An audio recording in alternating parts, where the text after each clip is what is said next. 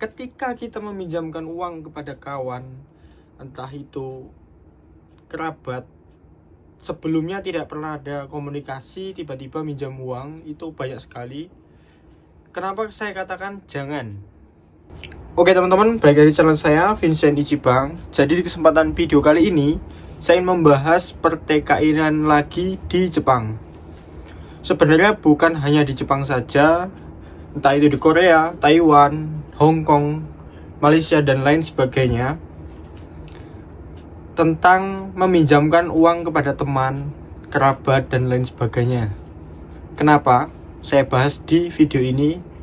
Mungkin banyak teman-teman yang sudah pernah mengalami hal yang sama, ataupun yang baru saja mengalami hal ini. Kayak kita tuh kerja di luar negeri, dirasa tetangga, dirasa siapapun itu, teman entah siapa, itu menganggap bekerja di luar negeri itu uangnya banyak. Nah, bukan hanya itu, banyak teman-teman yang meminjam uang kepada teman-teman mungkin ya yang di Jepang. Itu banyak kasus, bahkan saya sendiri.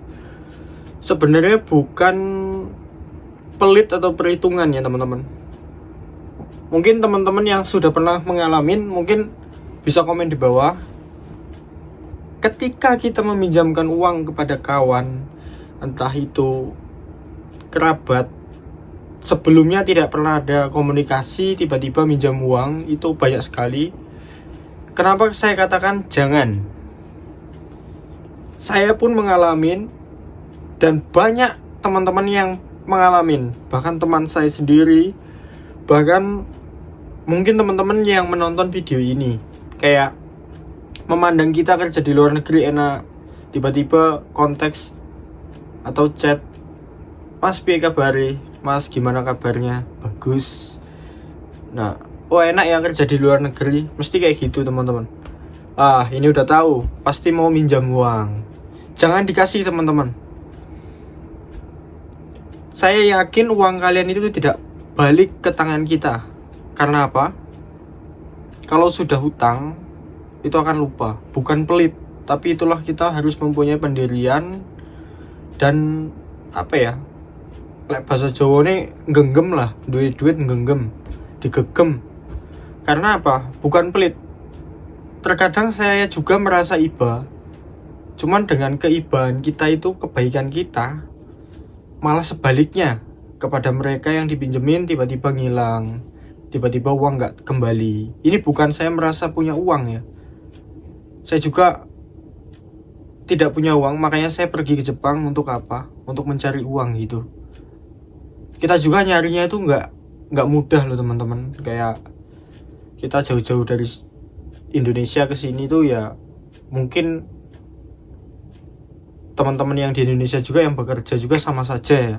Saya tidak membanding-bandingkan, cuman mungkin teman-teman yang di Indonesia juga yang bekerja entah itu di mana, mungkin pernah mengalami hal ini juga. Tapi jangan dikasih teman-teman. Kalau dikasih uang itu tidak akan kembali. Kalau ditagih biasanya uang semono ya kok dijaluk, uang segitu aja kok diminta. Padahal lo kamu kerja enak di luar negeri. Itu banyak teman-teman kayak gitu. Terus kadang-kadang di blok itu ada. Makanya kalau bisa punya pendirian, dan kalau masalah keuangan diprivasi lah teman-teman. Masalah gaji, masalah apa itu diprivasi. Entah itu ke teman, entah itu tetangga, entah itu kepada siapapun. Kecuali keluarga mungkin kalau pengen ngasih tahu, cuman sebaiknya disimpan dalam-dalam lah teman-teman. Boleh mengasihi orang tua, kayak kita harus ya, karena doa orang tua kita bisa ke Jepang kayak gitu. Sama keluarga kita bisa ngasih kayak buat kebutuhan sehari-hari, kayak tiap bulan ngasih orang ketang bahasa Jawa ini 2 juta, 3 juta, kadang-kadang itu kan iso teman-teman. Jadi bisa gitu, boleh. Cuman kalau kepada teman apapun, teman jauh ya biasanya, tiba-tiba ngechat, ada uang nggak? Aduh, udah kayak gini. sebenarnya saya nggak enak mau minjem. Kadang-kadang saya juga aneh teman-teman, nggak pernah ketemu, kenal di Instagram ataupun lain sebagainya, tiba-tiba minta tolong kayak gitu. Saya juga merasa iba sebenarnya. Kadang saya bantu juga, saya pernah membantu, bukan apa-apa ya teman-teman, saya pernah membantu. Ada yang memulangkan dan ada yang tidak, tapi kebanyakan tidak. Saya ikhlas, nggak apa-apa. Itulah menjadi pembelajaran kita ketika kita mengasihi atau merasa iba kepada orang. Saya juga nggak tahu teman-teman, kadang-kadang dipakainya tuh buat berjudi atau apa, saya tidak tahu. Makanya saya lihat-lihat orangnya dulu. Ketika kita merasa iba, itu adalah kebaikan sebenarnya. Cuman ketika kita mengasih, uang itu tidak kembali. Nah, mending gak usah dikasih. Kenapa? Dikasih, pertemanan jadi berantakan, jadi putus, hubungan jadi putus karena uang. Itu kebanyakan kayak gitu teman-teman. Makanya di Jepang itu menerapkan tidak bertetangga, ya itulah. Lebih baik seperti ini, hidup sendiri-sendiri ketimbang hidup berkelompok kayak saling bertetangga, saling menyapa, saling nongkrong bareng. Itu malah menghancurkan hubungan. Bukan sebaliknya, malah menghancurkan hubungan. Saya juga bingung, cuman kebanyakan seperti itu.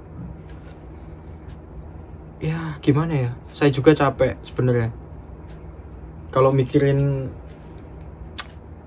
Kadang kita minta uang kita kembali, mas uangnya udah ada belum? Belum ada ya, kayak gitu.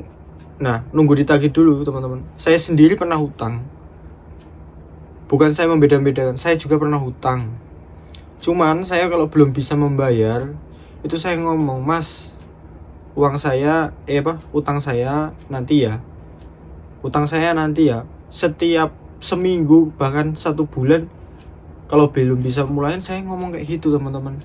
Karena saya merasa pernah mengalami di posisi dia gitu loh. Saya juga pernah diutangin, saya juga pernah mengutang.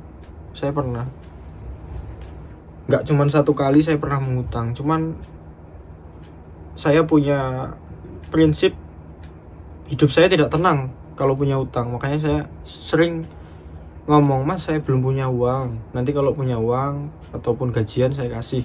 Kayak gitu pernah saya teman-teman. Makanya kadang saya lebihkan karena saya merasa dibantu, dan juga saya merasa iba karena bukan kasihan ya, karena saya yang ngutang. Jadi ya buat beli rokok lah mas, ini saya lebihin gitu. Saya sudah kirim, tiba-tiba kok banyak, ya ini buat lebihannya, buat beli rokok gitu. Biasanya kayak gitu teman-teman. Kalau ngomong, mas ini belum bisa bayar gitu kan, kayak nggak apa-apa ya teman-teman. Cuman itu punya etikat mau bayar. Cuman kalau bisa jangan dikasih, memperuntuk hubungan pertemanan, keluarga, kerabat dan lain sebagainya. Kalau masalah uang privasi aja, Jepang nggak enak kok teman-teman, nggak seenak sosmed. Kita di sini juga kerja, adu boyo podo wae, ning Indonesia juga podo wae, nang endi pun podo wae wong kerja ora penak. Teman-teman mungkin merasakan juga. Saya juga di Jepang kerja ya seperti di Indonesia, tidak jauh beda. Ya dimarahin, ya capek, sama aja. Mungkin teman-teman juga sama semua, orang kerja itu capek. Makanya saya katakan lagi, kalau bisa janganlah meminjamkan uang kepada siapapun kalau memang tidak jelas gitu. Kecuali kayak ada atau apa itu, kalau bisa kita membantu, bukan meminjamkan. Sanak saudara atau apa membutuhkan, ya dilihat dulu sebenarnya ada apa gitu. Kalau kita merasa membantu, ya dibantu. Ya lihat-lihatlah teman-teman, kita boleh memberi, kita ikhlas, kita memberi saja, ketimbang kita meminjamkan kepada orang yang tadinya nggak akrab, tiba-tiba minjam uang. Itu yang kan. Cuman kalau emang penting-penting banget, kayak kita merasa iba, kita membantu bukan dimintai, kita membantu ataupun dimintai dengan keadaan darurat, kita kasih kalau kita punya gitu. Itu saran saya teman-teman, semoga video ini bermanfaat untuk para TKI, entah itu di Jepang dan lain sebagainya. Terima kasih.